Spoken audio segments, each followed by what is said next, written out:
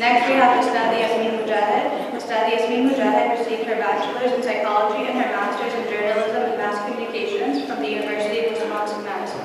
After completing her graduate work, she taught Islamic studies and served as a youth coordinator. She also worked as a writing instructor at Cardinals Rich University and a staff columnist for the Islam section of InFocus News. Currently, she is a writer for the Huffington Post, an international speaker, and an author, where she focuses most of her work on spiritual and personal development. She also had the honor of becoming another Institute's first female speaker. Sister Yasmin recently released an updated version of her book, Reclaim Your Heart, which has 4 new chapters. She will be doing a book signing after the event, inshallah. Please welcome Sister Yasmin Mogahed.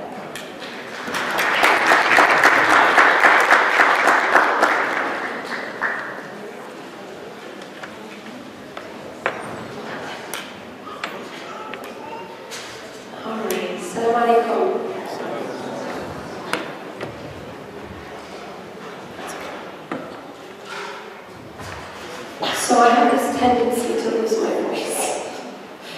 I'll do my best. أعوذ بالله من الشيطان الرجيم. بسم الله الرحمن الرحيم. والصلاة والسلام على رسول الله وعلى آله وصحبه أجمعين. رب اشرح لي صدري ويسر لي أمري واحلل عقدة من لساني يفقهوا قولي. I will do my voice, my best to use my voice to talk about a subject which is extremely important. And it's a subject that for a long time has been either ignored, not spoken about, or very much misunderstood. And that is a subject of, kind of at a deeper level, when Allah subhanahu wa ta'ala tests us in different ways. What does it mean and how should we respond? I remember a few years ago, it really broke my heart when I met a woman. This was probably about 3 or 4 years ago. And she's a woman who lives here in her community. Many of you know her. But she opened my eyes to something that I didn't really realize was going on. And that was, she was a woman who's a mother of 4 special needs children. May Allah have mercy on one of them who just recently passed away.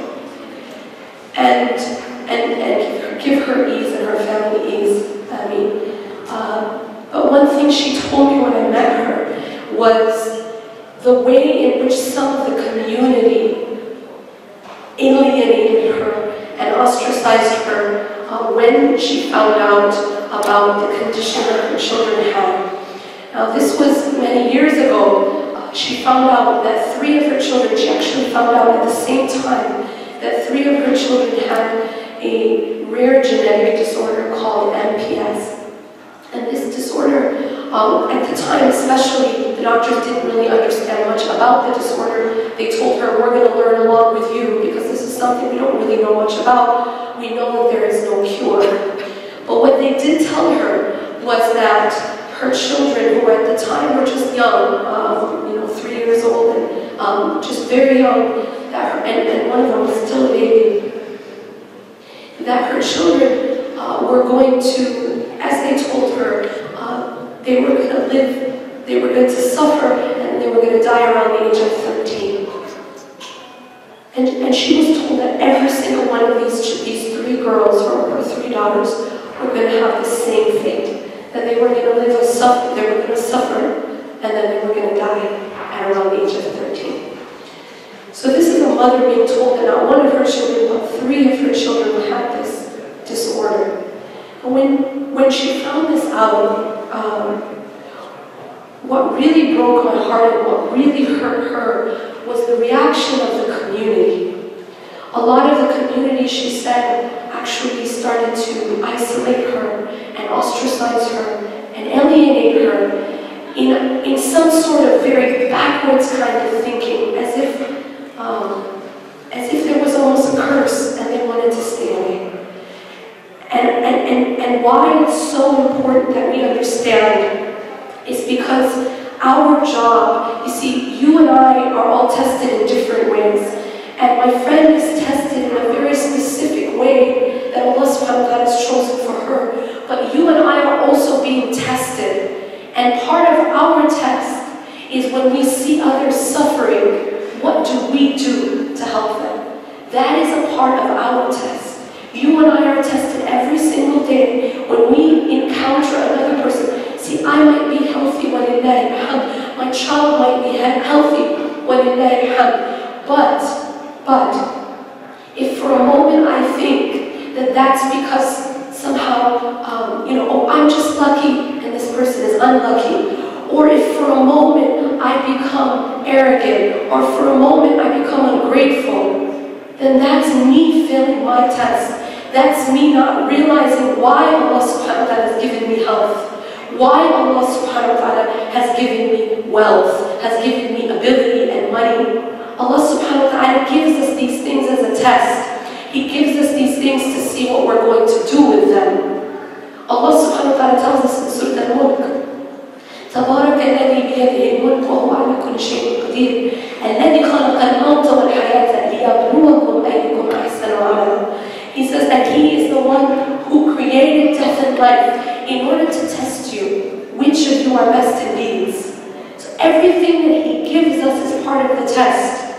If you and I are comfortable, we're comfortable so that we can help someone who's not comfortable. If you and I are able to eat, it's so that we can help those who can't. If our children are healthy, it's so that we can support those whose children are not. And so we have to realize that our test is what are we going to do to help those who have less than us. That's our test. And Allah subhanahu wa ta'ala is watching. And remember this, very, very well. Every single gift that we have can be taken away.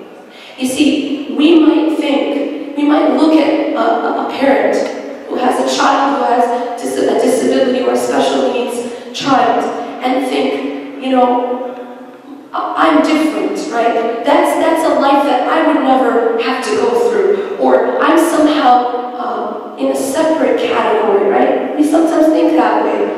But this is very dangerous thinking. We should be grateful, but we should always realize that, subhanAllah, it only takes a moment for us to be in that same situation.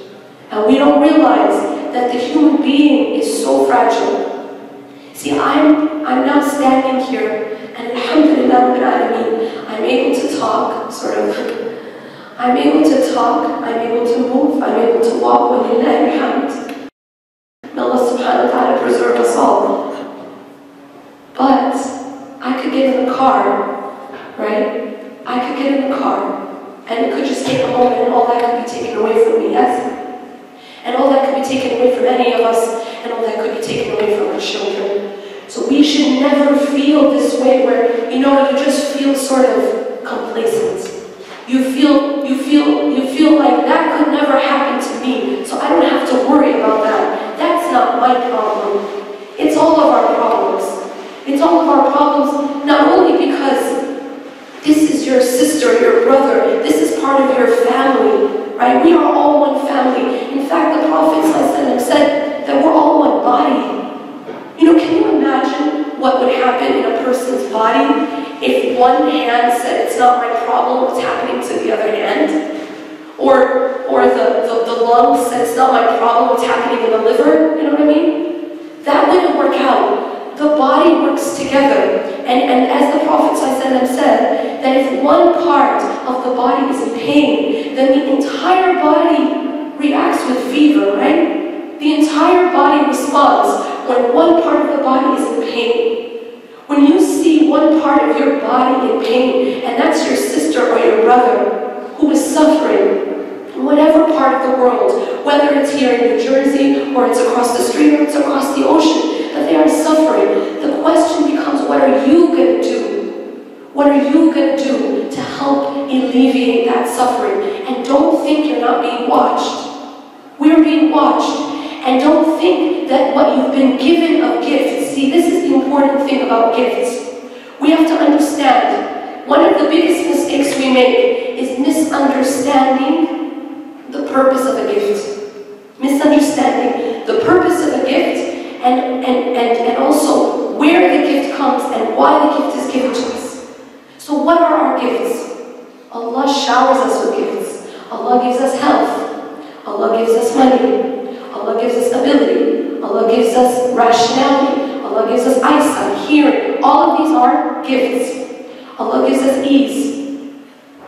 These are gifts, but the big mistake that we make with gifts is that we don't realize that a gift in and of itself is also a test. With every gift comes a test. Every gift. The mistake we make, and there's a lot of ways in which we fail the test of ease. We fail these gifts. We fail the test of these gifts. I'll give you an example. You know, Allah subhanahu wa ta'ala tells us in the Quran the story of a man who lived at the time of Musa alayhi salam named Qarun. This is in Surah Al-Qasas. Allah tells us that Qarun was a man who was given so much wealth that Allah says that the keys to what he owned, the keys to his wealth was wealth. That's how much wealth he had. And what happened with him is that the people would remind him to be grateful. The people would remind him to be humble. And you know what his response was? His response was, إِنَّمَا أُوتِيتُهُ عَلَىٰ عِلْمٍ عِندِي, that I got all of this because of the knowledge in me. What is he doing? What he's doing is he's taking credit. He's taking credit for the gifts of Allah. And he's saying, I got all of this because of the knowledge in me. What does this sound like? Well, this sounds a lot like, you know, when you're successful in your business, or you're successful in your career, or you're successful even in your exams, and you say, oh, it's because of my hard work. It's because of my efforts. And we actually make this mistake all the time. See, I'm successful, I have money, and this person doesn't because of my hard work, because of my efforts. It's all because of me. We fall into this mistake all the time. And that's what Qarun did. He took credit for his gifts, and he was not thankful, and he was not grateful, he was not humble. And so what does Allah tell us happened to Qarun? He tells us that Qarun and his home got swallowed by the earth, literally. So Qarun was destroyed because he did not understand the test of his gifts. He did not pass the tests of his gifts.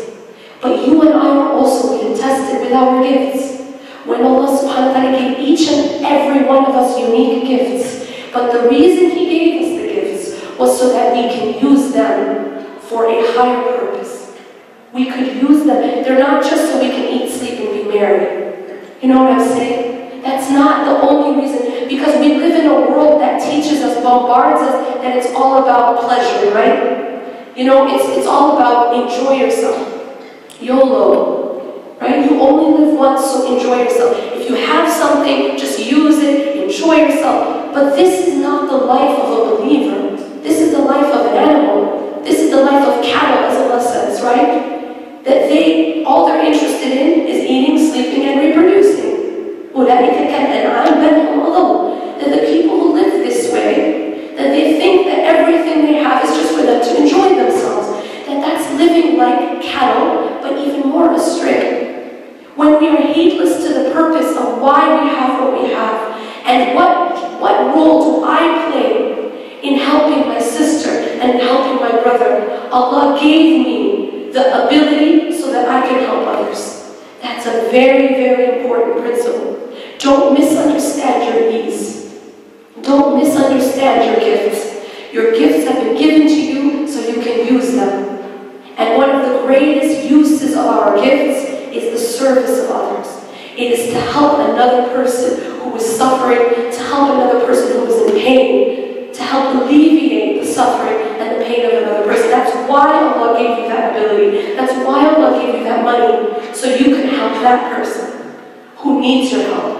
So you can support that person who doesn't have any other support, who people are shunning them or excluding them. Allah subhanahu wa ta'ala gave you that so that you can help them. And there's a very, very beautiful hadith in which the Prophet ﷺ teaches us an extremely important principle. That principle is this: how we treat others is how we should expect Allah to treat us. How we treat others is how we should expect Allah to treat us. Allah tells us and teaches us again and again this principle. He tells us in one hadith, the Prophet ﷺ, have mercy on the people, have mercy on those on the earth, and the one in the heavens will have mercy on you. He also tells us that he who does not have mercy on people will not be shown mercy by Allah. He also tells us this. He also tells us this in one hadith.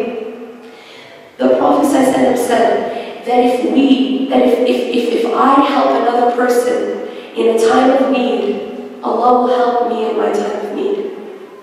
If I help another person who's in distress and I help alleviate that distress, Allah will then help alleviate my distress.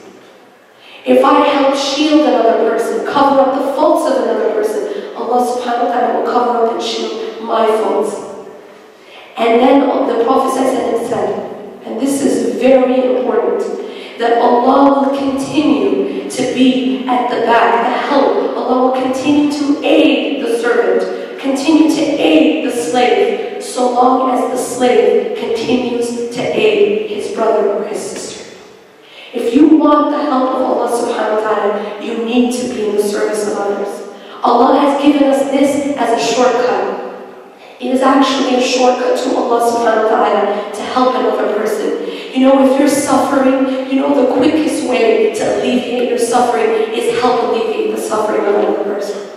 If you are having trouble with money, if you're having trouble financially, the quickest way to alleviate your financial trouble is to help someone who's having financial trouble. This is the sunnah of Allah subhanahu wa ta'ala. Because Allah wanted us to support one another, He put us on this earth, and part of our role on this earth is service. The Prophet ﷺ, he was told by Allah to stand and pray at night. But he was told to stand and pray at night. Why? Because he says, إِنَّ لَكَ فِي النَّهَارِ سَبْحًا طَوِيلًا, that you have so much to do in the daytime. You have so much work to do in the daytime. And so the training for the work is the prayer. The prayer itself is training. The prayer itself is fueling us. Why? One of the reasons it's fueling us is so that in the daytime we can serve others, we can help others, we can give to others. I'm going to end on this note, and it's something that my friend Khalifa told me, and it's just, it brings tears to your eyes when you hear this. This is the concept that we have to have in serving those people who have less than us, in serving those people who have things that were taken from them. And that is that when she found out about the diagnosis of her three daughters, someone said to her that when I look at them now, I just see 3 graves. And she said, no, don't look at it like that. When you look at them, you should see 3 doors to Jannah. And subhanAllah, that's exactly what they are. And that is exactly what any person who you help, any person who is in distress or who needs your help and you help them, you see that as a door to Jannah. أقول قولي هذا واستغفر الله ولكم إنه غفور رحيم. سبحانك اللهم وبحمدك أشهد أن لا إله إلا أنت أستغفرك وأتوب إليك. السلام عليكم ورحمة الله وبركاته.